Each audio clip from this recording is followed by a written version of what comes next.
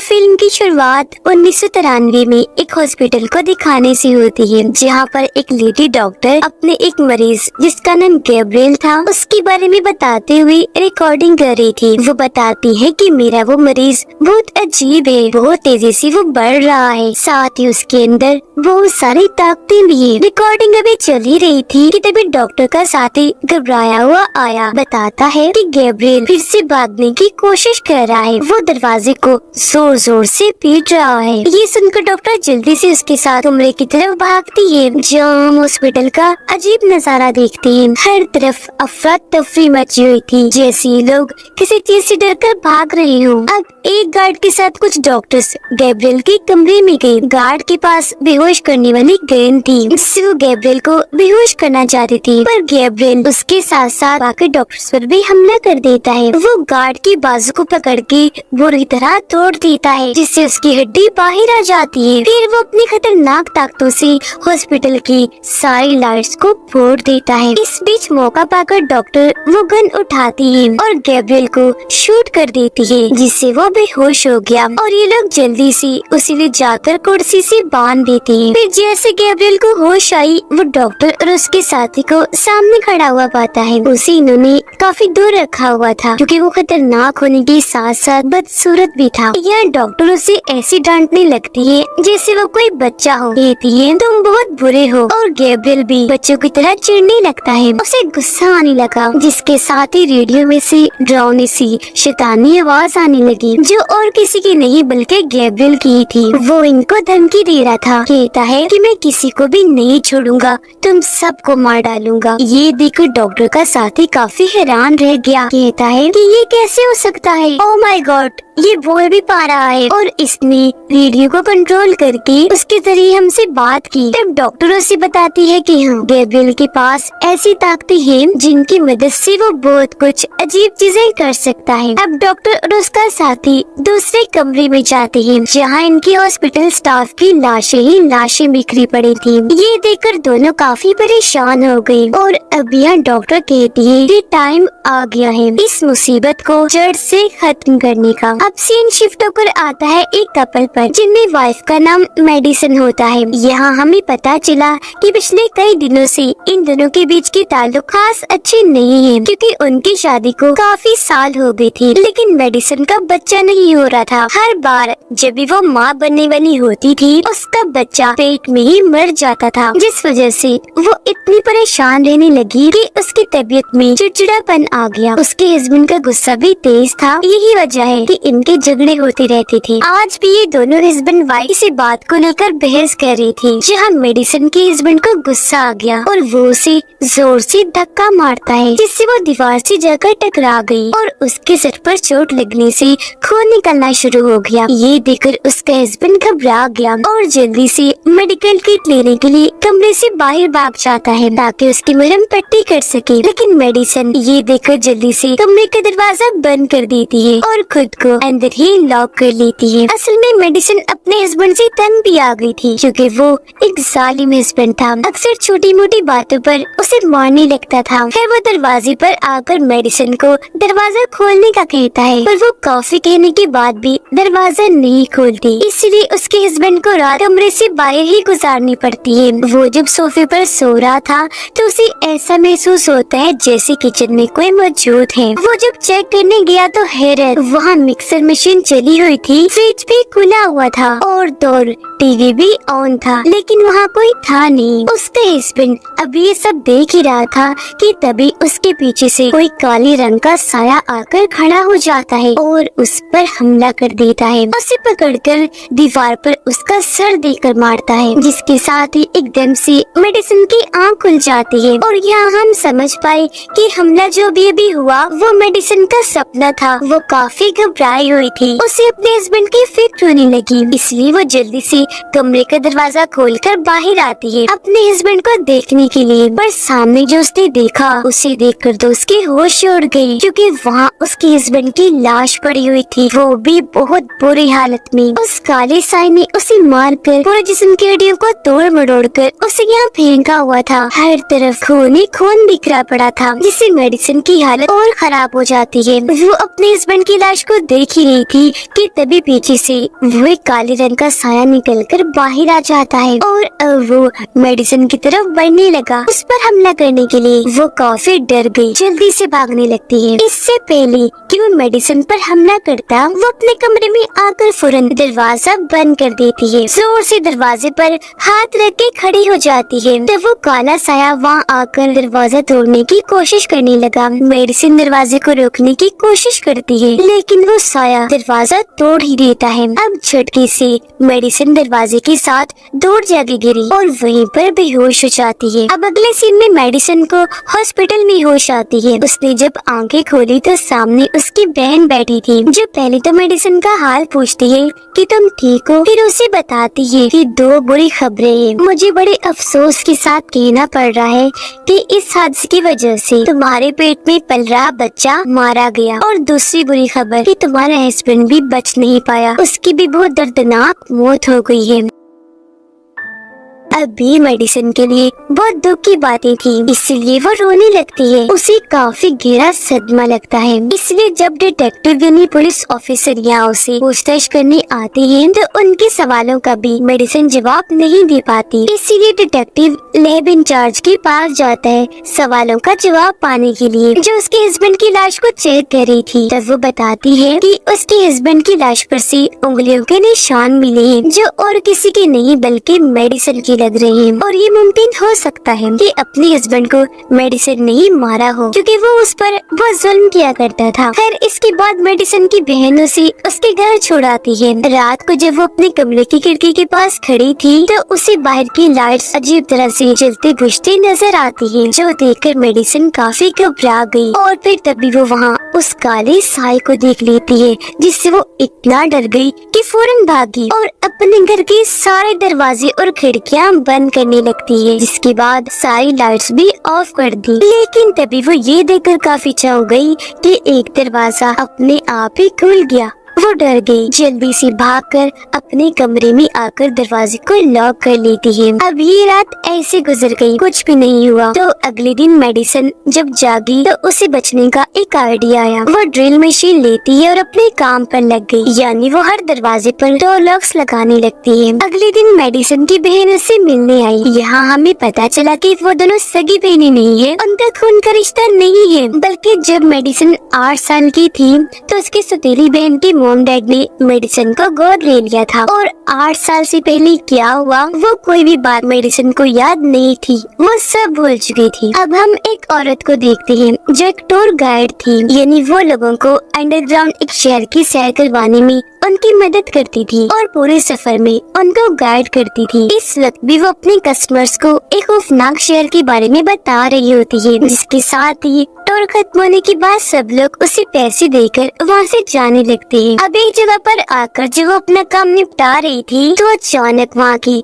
सारी लाइट्स जलने बुझने लगती है, और देखते ही देखते लाइट्स ऑफ होने लगी। टूर गाइड को लगता है कि वहाँ कोई है, तो वो चेक करने उस तरफ जाने लगी। उसकी नजर जब छत पर गई तो वहाँ एक डरावना सा क्रिएचर बैठा था। इसे देखकर वो बहुत डर गई। इससे पहले कुछ समझ पाती वो झट से नीचे आया, एकदम से उस पर हमला कर देता है। अब जब टूर गाइड को होश आई तो वो खुद को अजीब सी जगह पर बंधा हुआ पाती है। उसके मुंह पर टेप लगाई हुई थी और दोनों बाजों को रस्सियों से बांधा हुआ था। यहाँ एक रेडियो भी रखा हुआ था, जो शुरुआत वाले रेडियो जैसा ही लग रहा था, और उसमें वो शैतानी आवाज थी जो हमने शुरुआत में सुनी। और क्योंकि वो आवाज तो गैब्रियल की थी, तो यहाँ हमें ये समझने में देर नहीं लगती कि ये क्रिएचर और कोई नहीं बल्कि गैब्रियल ही है। वो फिर टूर गाइड के पास आया और उसे कहने लगता है कि बहुत जल्द मैं तुम्हें भी मार दूंगा, लेकिन तुमसे पहले मुझे उस लेडी डॉक्टर से निपटना है। अब वो लेडी डॉक्टर जब अपने घर में थी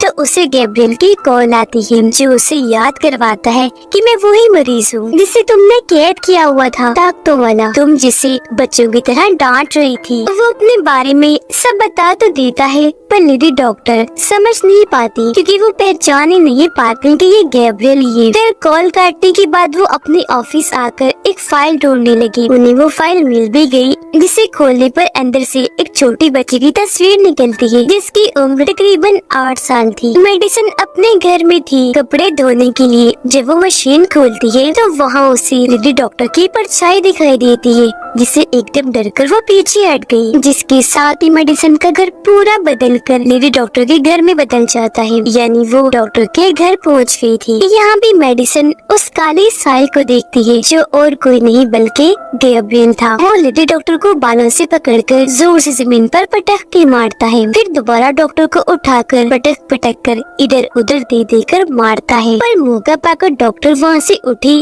और भागने लगी। गैब्रियल भी उसके पीछे गया, जिसने हाथ में ट्रॉफी पकड़ी हुई थी। वो डॉक्टर को पकड़कर ट्रॉफी की नोक से उस पर वार कर देता है। फिर कई बार उसने वार किया, सर कोहे को चल के रख देता है, जिससे डॉक्टर की बड़ी दर्दनाक मौत हो जाती है। ये देखकर मेडिसन काफी डर गई, जोर से चिल्लाने लगती है, जिसके साथ ही उसका ख्याल खत्म हुआ और वापस अपने घर पहुंच जाती है। अब भी वो अपने घर के फ्लोर पर ही खुद को बैठा हुआ पाती है। यहाँ उसे अपने सर पर अजीब सा महसूस हुआ। उसने जैसे हाथ लगाकर चेक किया, उसके सर से खून निकल रहा था। उधर डिटेक्टिव और लैब इंचार्ज लेडी डॉक्टर के घर जाती है, क्योंकि उन्हें डॉक्टर की मौत की खबर मिली थी। लाश को जब ये चेक करने आए तो उसकी मौत बिल्कुल वैसी हुई थी जैसे मेडिसन ने ख्याल में देखी थी, जिसे गैब्रियल ने डॉक्टर को मारा था। उसका सर कुचला हुआ था। यहाँ उन्हें वो फाइल भी मिल जाती है जो डॉक्टर ने गैब्रियल की कॉल बंद होने के बाद देखी थी, जिसमें 8 साल की बच्ची की तस्वीर थी। वो तस्वीर भी डिटेक्टिव के हाथ लग जाती है, जिसे वो एक आर्टिस्ट को देता है, ये कहते हुए कि इस बच्ची की तस्वीर को 30 साल आगे के टाइम में ले जाओ और फिर उसका प्रिंट हमें निकाल कर दिखाओ कि 30 साल के बाद इसकी शक्ल कैसी दिखती है। यहाँ लैब इंचार्ज डिटेक्टिव को बताती है कि वो लेडी डॉक्टर बच्चों की डॉक्टर थी और बच्चों की सर्जरीज ऑपरेशन करने में काफी माहिर थी, जिस वजह से वो बहुत मशहूर भी थी। अब गैब्रियल वापस अपने ठिकाने पर आ जाता है, जहाँ वो डॉक्टर के घर से अपने साथ ट्रॉफी का वो नोकदार तेज हिस्सा भी लाया था, जिससे उसने डॉक्टर को मारा था। उसकी मदद से वो अपना हथियार बना रहा होता है। फिर हथियार के तैयार होने पर वो उसे टूर गाइड पर टेस्ट करता है, अपना निशाना और अच्छा करने के लिए। अब मेडिसन को जब लेडी डॉक्टर की मौत का पता चला तो हैरान होने के साथ साथ वो काफी दुखी भी हो गई, और क्योंकि काफी थक गई थी तो अपने बिस्तर पर जाकर लेट जाती है, जहाँ उसे फिर से एक ख्याल आने लगता है। इस ख्याल में वो लेडी डॉक्टर की साथी को देखती है, जो अपने बिस्तर पर लेटा आराम कर रहा था। जहाँ तभी उनके पास आता है गैब्रियल, जिसने हाथ में वो तेजधार ट्रॉफी वाला हथियार पकड़ा हुआ था। वो डॉक्टर के बहुत करीब आकर बैठ जाता है। डॉक्टर ने जैसे उसे देखा वो चीख मार देता है। तब गैब्रियल वो तेजधार हथियार पहले उसके चेहरे में घुसाता है, फिर बार बार वार करने के बाद सीने में भी घुसा देता है और ऐसे डॉक्टर की मौत हो जाती है। ये ख्याल देखते ही मेडिसन काफी डर गई, उसकी आँख खुल गई, जहाँ वो जोर जोर से चिल्ला रही होती है। यहाँ वो पहली बार गैब्रियल का चेहरा देख पाती है, जो बहुत ही डरावना बदसूरत था, जो देखकर तो उसकी हालत इतनी खराब हो गई कि वो फौरन उठकर चीखने लगती है। वो खुद को अपने कमरे में पाती है, जहाँ ख्याल से बाहर आने के बाद उसके तकिए पर खून पड़ा हुआ था। अब उसके चिल्लाने की आवाज सुनकर उसकी बहन फौरन यहाँ आई। तब मेडिसन उसे बता देती है कि मुझे काफी अरसे से बहुत डरावने से ख्याल आ रही है, और जो कुछ भी मैं ख्यालों में देखती हूँ वो हमेशा सच हो जाता है। जिसके बाद ये दोनों बहनें पुलिस स्टेशन गयी। यहाँ इनकी मुलाकात डिटेक्टिव और लैब इंचार्ज से हुई। यह मेडिसन उन्हें भी बताती है कि मेरे डरावने ख्याल सच हो जाते हैं। मैंने लेडी डॉक्टर की साथी की मौत का भी कुछ देर पहले ही ख्याल देखा, जो हॉस्पिटल के सामने वाली बिल्डिंग में हुआ, जहाँ वो रहा करती थी। अब ये सुनकर ये लोग जल्दी से उनके घर जाते हैं, जहाँ सच में डॉक्टर साथी की लाश मिल जाती है। वो भी बिल्कुल वैसी जैसे उसने ख्याल में देखी थी, जैसे गैब्रियल ने उनके चेहरे पर वार किया था। उनके चेहरे की बुरी हालत थी और पूरा बिस्तर खून से तर था। ये देखकर डिटेक्टिव और लैब इंचार्ज काफी दंग रह गए, जिसके बाद वापस पुलिस स्टेशन आ जाती है। मेडिसन और उसकी बहन को कहते हैं कि आप कुछ देर यहाँ पुलिस स्टेशन में रुक जाइए, कुछ पूछताछ करनी है। अब जब मेडिसन वॉशरूम में जाती है तो एक अनजान नंबर से उसके पास कॉल आती है, जो गैब्रियल की थी, जिसमें वो कहता कहता है कि तुम्हारा नाम मैं अपनी मर्जी से रखूंगा क्योंकि तुम मेरी बहन हो, मैं तुम्हारा भाई हूँ और अब मैं इतने सालों के बाद वापस लौट आया हूँ तुम्हारा और अपना बदला लेने के लिए, जिसमें मैं मासूम और गुनाहगार लोगों सबको मारूंगा। ये सुनकर मेडिसिन काफी घबरा गई। वो अपनी बहन के पास आई और ये दोनों फौरन पुलिस स्टेशन से चली जाती है। उनके जाने के बाद डिटेक्टिव आर्टिस्ट की भेजी हुई फाइल देखने लगता है जिसमें उसने बच्चे की तस्वीर को बदल दिया था। यहाँ हम ये देखकर काफी दंग रह जाते हैं कि 30 साल आगे के टाइम में उस बच्चे की तस्वीर को बदलकर मेडिसिन का चेहरा सामने आता है। अब वो दोबारा से इस फाइल को पढ़ता है जहाँ उसे पता चला कि मेडिसिन की सौतेली मोम ने उसका इलाज करवाने के लिए उसे लेडी डॉक्टर के हॉस्पिटल में दाखिल करवाया था। इस लेडी डॉक्टर की अब मौत हो गई है। जहाँ मेडिसिन का इलाज उस लेडी डॉक्टर के साथ साथ उसके 2 साथियों ने किया था, पर अब क्योंकि लेडी डॉक्टर और उनके एक साथी की तो मौत हो गई है, तो जो तीसरी डॉक्टर थी जो अभी जिंदा थी वह डिटेक्टिव को सारी सच्चाई बता सकती थी। इसी सोच के साथ डिटेक्टिव उस डॉक्टर से मिलने उनके घर के लिए निकल जाता है। मेडिसिन और उसकी बहन अपनी मोम के पास पहुंची जहां उनकी मोम बताती है कि जब मेडिसिन छोटी थी तो इसका एक ख्याली दोस्त था जो सिर्फ इसी नजर आता था जिसका नाम गैब्रियल था। उनका ये बताना ही था कि फिर मेडिसिन को ख्याल नजर आता है जिसमें वो तीसरी डॉक्टर के पास गैब्रियल को देखती है जो डॉक्टर को मारने आया था जब वो बाथटब में लेटे नहा रही थी। इतनी ही देर में यह डिटेक्टिव भी आ गया जो गन को सामने करते हुए डॉक्टर की तरफ बढ़ रहा था, लेकिन तभी ऊपर से गैब्रियल आकर उस पर हमला कर देता है और उसे नीचे लिटा लेता है। यह डिटेक्टिव भी उसका इतना भयानक चेहरा देखकर डर गया जिससे वो बेकाबू हो गया। इस चीज का फायदा उठाकर गैब्रियल उस पर बार बार वार करने की कोशिश करता है लेकिन हर बार वो बचता रहता है। फिर डिटेक्टिव उस पर वार करके दूर फेंक के मारता है और अंधाधुंध गोलियां उस पर चलाने लगता है, लेकिन गैब्रियल किसी तरह यहाँ से भाग जाता है। हालांकि डिटेक्टिव उसके पीछे गया लेकिन वो फिर भी उसके हाथ नहीं लग पाया। अब डॉक्टर की जान तो बच गई लेकिन इसी के साथ मेडिसिन अपने ख्याल से बाहर आ जाती है। अगले दिन डिटेक्टिव और लैब इंचार्ज अपने साथ एक दिमाग के डॉक्टर को लाती है ताकि वो थेरेपी करके मेडिसिन की पुरानी यादों को खोल सके जो सारे चीजें वो भूल चुकी है। थेरेपी के दौरान मेडिसिन बताती है कि जब मैं छोटी थी तो गैब्रियल की हरकतों की वजह से मुझे डांट पड़ती थी। वो मुझसे उल्टे सीधे काम करवाया करता था। जिसके साथ ही मेडिसिन यहाँ अपने बचपन की एक कहानी सुनाती है कि एक दिन मेरे पास गैब्रियल की कॉल आई जिसने मुझे कहा कि अपनी आंखें बंद करो, तुम्हारे सामने एक केक रखा है जिसे तुम बड़े से चाकू से काट कर अपनी मोम को दो। पर जब मैंने आंखें खोली तो मेरे सामने कोई केक वेक नहीं था बल्कि मेरे सामने मेरी मोम का पेट था और गैब्रियल मुझे कह रहा था कि तुम अपनी मोम का पेट काट दो ताकि तुम्हारी मोम के पेट में जो बच्चा है वो मर जाए। तभी मेरी मॉम की आंख खुल गई और जब उन्होंने मुझे ऐसे देखा तो वो चीखने लगती है। अब प्रेजेंट टाइम इन्हीं मौजूदा वक्त में मेडिसिन जब ये बातें बता रही होती है वो भी चिल्ला रही थी और वो टूर गाइड इसे गैब्रियल ने पकड़ा हुआ था वो किसी तरह खुद को उसकी कैद से आजाद कर लेती है और वहाँ से भागी बाहर निकलने का रास्ता ढूंढ रही होती है, लेकिन तभी उसका पैर फ्लोर पर अटक गया और वो नीचे की तरफ जाने लगी। अब जहाँ मेडिसिन और बाकी लोग बैठे थे वहाँ के ऊपर का फ्लोर टूटता है और टूर गाइड वहाँ से नीचे आगे गिरती है, जिससे हम समझ पाते हैं कि गैब्रियल ने टूर गाइड को मेडिसिन के ऊपर वाले फ्लोर पर कैद किया हुआ था। थोड़ी ही देर में यहाँ पुलिस आई छानबीन करने जो मेडिसिन को गिरफ्तार कर लेती है क्योंकि उन्हें ऊपर वाले फ्लोर से गैब्रियल के कपड़े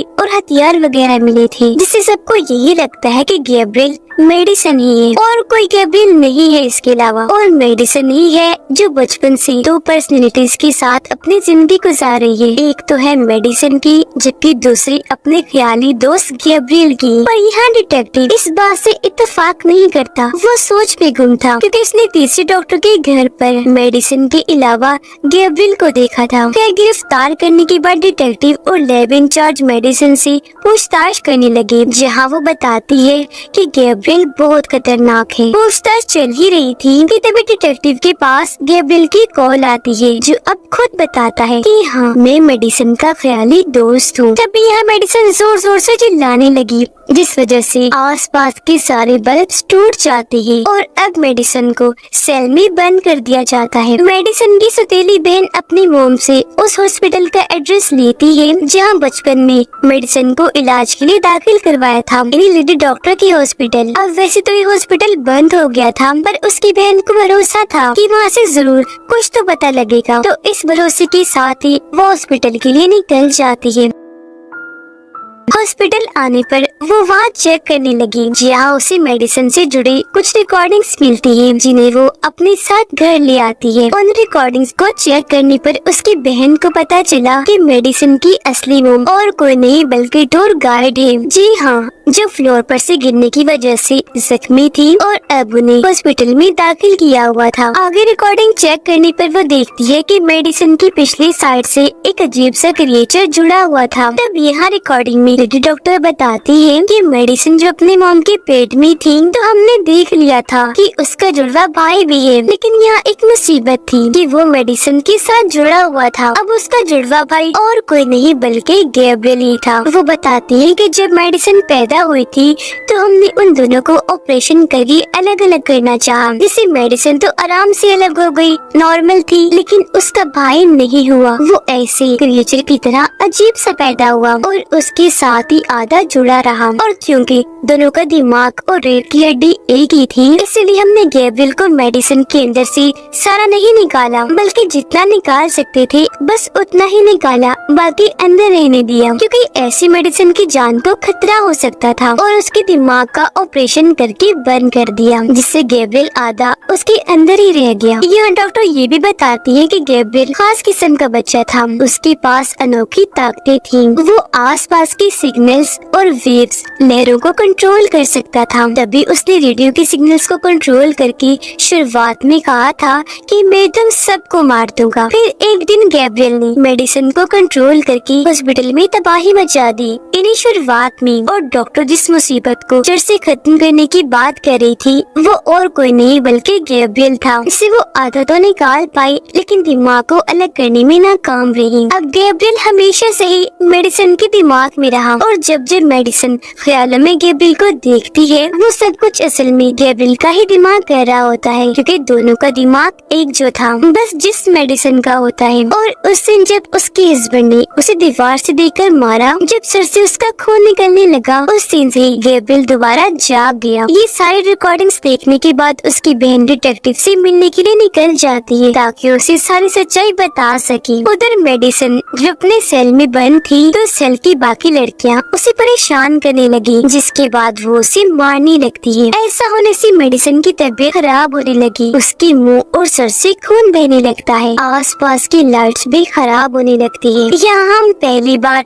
ये भयानक नजारा देख पाते हैं कि मेडिसिन के सर से उसका सर चीरकर गैब्रियल बाहर आ रहा है, जो पूरी तरह मेडिसिन को अपने कंट्रोल में कर लेता है और वो खुद ही अपना सर चीरने लगती है। ये देखकर सारी लड़कियों का बुरा हाल हो जाता है, वो डर की वजह से चिल्लाने लगती है। वो अब गैब्रियल के कंट्रोल में थी, जो एक लड़की के पास जाकर उसकी गर्दन पर मारती है, जिससे उसका खून निकलने लगता है। फिर एक एक करके जो कोई भी उसके पास आ रहा था, बड़ी आसानी से वो सबको उठा उठा कर फेंक कर मार रही थी। एक की वो बाजू तोड़ देती है, तो एक के पेट में अपना हाथ घुसाकर आर पार कर देती है, फिर उठाकर उसे दूर फेंक के मारती है। फिर एक लड़की को गिराकर उसके सर पर अपना पैर रख के कुचल देती है। घूमकर एक के पास आई और उसे नीचे गिराकर उसकी गर्दन मरोड़कर मार देती है। और ऐसे उसने सबको एक एक करके बुरी तरह मौत की घाट उतार दिया। जिसके बाद मेडिसिन यानी गैब्रियल वहाँ से बाहर निकलकर यानी खुद को आजाद करके अपने कपड़े और हथियार लेकर यहाँ से निकल जाता है। मेडिसिन की बहन डिटेक्टिव को कॉल करके सब कुछ बता देती है, लेकिन डिटेक्टिव को कुछ भी समझ नहीं आता कि आखिर वो क्या कहना चाह रही है। अब डिटेक्टिव और लैब इंचार्ज फौरन सेल में गई, जहाँ उनका भी सामना गैब्रियल से हो जाता है, जो उन दोनों पर भी हमला कर देता है। वो दूर ही थे, घुमाकर उन पर वो कुर्सी फेंक के मारता है, जिससे वो दोनों काफी जख्मी हो गई और गैब्रियल यहाँ से भाग निकलता है। इतनी ही देर में ये मेडिसिन की बहन भी आ गई। तब लैब इंचार्ज उन्हें फौरन उस हॉस्पिटल में जाने के लिए कहती है, जहाँ टूर गाइड यानी मेडिसिन की मॉम दाखिल थी, क्योंकि गैब्रियल का अगला टारगेट वही थी। वो जब हॉस्पिटल पहुंची तो वहाँ यहाँ गैब्रियल उसकी बहन को भी जख्मी कर देता है, साथ ही एक गार्ड के सीने पर वार करके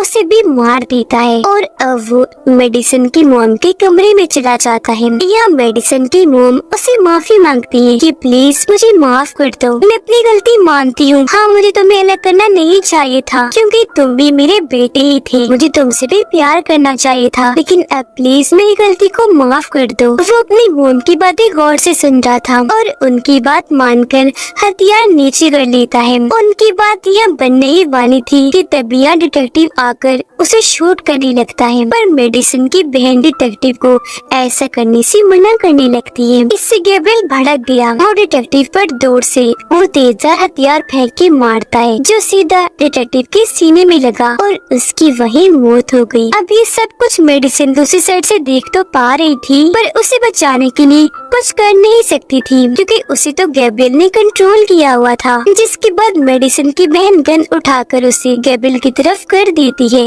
और कहने लगी कि निकलो इसके अंदर से, ये मेरी बहन है। जो सुनकर गैब्रियल को गुस्सा आ गया, कहता है कि नहीं, ये तुम्हारी बहन नहीं है, जो कहकर वो बेड को उठाकर उसकी तरफ फेंकता है और यहाँ मेडिसन की बहन उस बेड के नीचे दब जाती है। फिर वो उसके पास आकर कहने लगा कि मैं बचपन से ही तुम्हें मारना चाहता था, पर हर बार तुम बचती रही। यहाँ उसकी बहन मेडिसन को आवाज लगाकर उसे मदद मांगती है और मेडिसन को गैब्रियल के खिलाफ भड़काने लगी ताकि वो गैब्रियल पर काबू पा सके। कहती है कि गैब्रियल ही वो है जिसकी वजह से तुम माँ नहीं बन पा रही। जब भी तुम माँ बनने वाली होती हो, ये तुम्हारे बच्चे को पेट में ही मार देता है। ये सुनकर मेडिसन को काफी गुस्सा आने लगा और अब वो गैब्रियल पर काबू पाने की कोशिश करने लगती है। इसके बाद हम देखते हैं कि गैब्रियल ने मेडिसन की बहन को गन से शूट करके पहले उसे मारा, फिर मेडिसन की मॉम का गला घोंटकर उनकी भी जान ले ली। जिसके बाद गैब्रियल अपने सामने मेडिसन को पाता है क्योंकि मेडिसन ने आखिरकार अपने दिमाग पर काबू पा ही लिया था और अब सब कुछ उसके हिसाब से हो रहा था। यानी कि मेडिसन की बहन और उसकी मॉम की मौत बस एक ख्याल थी जो मेडिसन अब गैब्रियल को दिखा रही थी, जैसे वो पहले मेडिसन को दिखाया करता था, क्योंकि असल में उसकी मॉम और बहन जिंदा थी। यहाँ वो पहली बार गैब्रियल की आंखों में आंखें डालकर उसे बात करती है, कहने लगी कि मेरे जिस्म और दिमाग पर सिर्फ मेरा हक है और अब से इन पर सिर्फ मेरा ही कंट्रोल होगा, और अगली बार अगर तुमने फिर से मुझे कंट्रोल करने की कोशिश की तो सुन लो, मैं भी उसके लिए तैयार हूँ। उसका ये कहना ही था कि मेडिसन का खुला हुआ सर बंद हो गया और वो वापस अपने होश में आ गई और